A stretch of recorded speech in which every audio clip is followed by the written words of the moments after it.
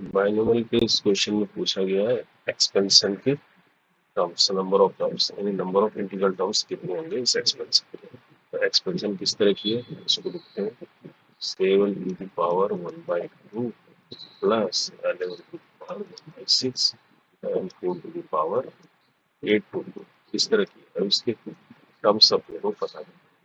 देखो बाइनोमियल में a plus B की पावर n अगर कोई एक्सपेंशन है तो इसकी जनरल टर्म क्या होती है, r प्लस होना चाहिए। ये होता है N C R A N minus R और आर।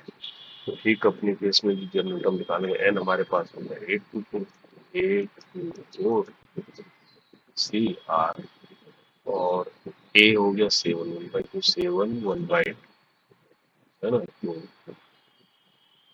ए हो गया 7 1/2 और ऊपर से हो गया एन माइनस आर यानी 8 3 4 - ये आ गया। सेकेंड वाले आ गए 11 1/6 है ये, बाहर से क्या हो गए आर हो गए।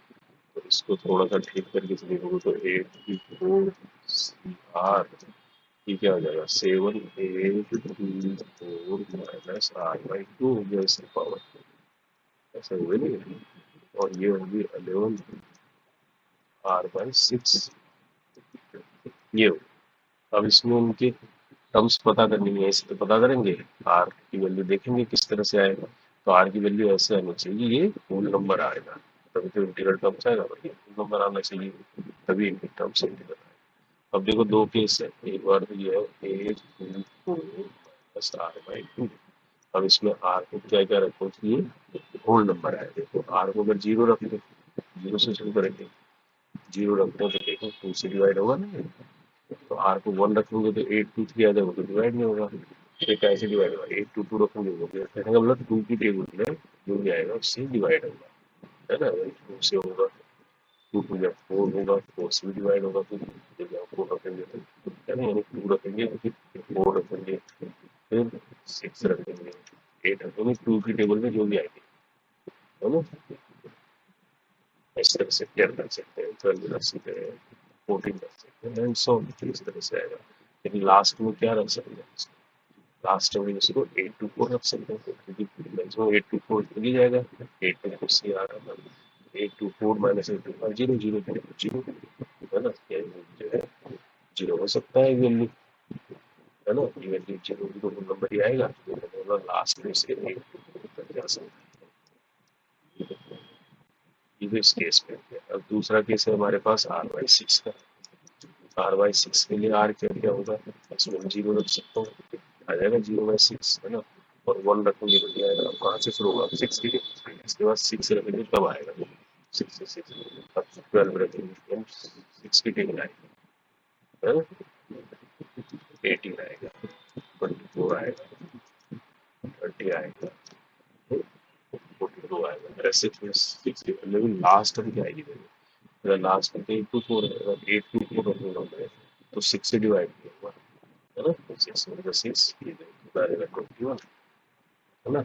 6 18 तो नहीं होगा, 44 में तो नहीं होगा, लेकिन इससे पहले वाली 8 भी नहीं होगी। तो 8 to 2 आपको करके देखने को, तो 8 इसके लास्ट में आएगा 8 to 2 डिवाइड होगा, 6 हो गया 6 है ना, 6 हो जाएगा 18 42 6 हो गया 42 ये डिवाइड होगा। अब इन दोनों में कॉमन देखिए कि आर जो है तभी तो ये होल नंबर बनेगी पूरी की पूरी टर्म्स। तो हमें क्या देखना है, ये जो है आर जो है कॉमन कौन कौन सा होगा दोनों में। देखो आर कॉमन आर को चेक करेंगे सर, इन दोनों में से कॉमन आर कौन कौन सा होगा, 0 तो दोनों में है, इसके बाद देखो 6 है, यानी ये नीचे वाली सारी है। कहाँ तक आएगी 8 की, समझे, ये तो कॉमन आएंगे सर। तो अब हमें इसमें से क्या पता करना है, अब हमें सिर्फ ये पता करना है कि ये कितनी टर्म्स है। जब टर्म्स पता करना है तो क्या करेंगे, अब टर्म्स पता करना है तो एक तरह से क्या बन गए एपी बन गई। एपी के लिए हमारे पास ए एन मिल गया हमको, ए एन हो गया 2 स्टेज पता लग रहा है ना। कॉमन डिफरेंस डी 6 है, फर्स्ट टर्म 0 है, तो फार्मूला लगा देंगे a n a plus n minus one ठीक होता है। तो ए एन अपने पास होता है 8 2 ए हो गया 0, एन अपने निकालना भी कितनी टर्म है, और डी हो गया 6। तो यहाँ से क्या आ जाएगा 6n माइनस 6 हो जाएगा ये। तो 6n क्या आ जाएगा 8 2 प्लस 6 आ जाएगा, यानी कितना आ जाएगा 8 आ जाएगा, है ना। तो आर की एन कितना आ गया, डिवाइड कर दो, तो एन हो गया 8 डिवाइडेड बाय 6, कितना आ जाएगा 6 हो गया 6, है ना। तो 6 थी 18, और 6 हो गया 14, तो एन इक्वल टू हो गया 31। इतने इंटीग्रल टर्म्स ये इसका आंसर हो गया। तो इस तरह के क्वेश्चन बार बार पूछ रहे हैं जैसे है ना। तो आपको इस तरह से जनरल टर्म निकाल फिर ये आर की वैल्यूज इस तरह से निकालनी है।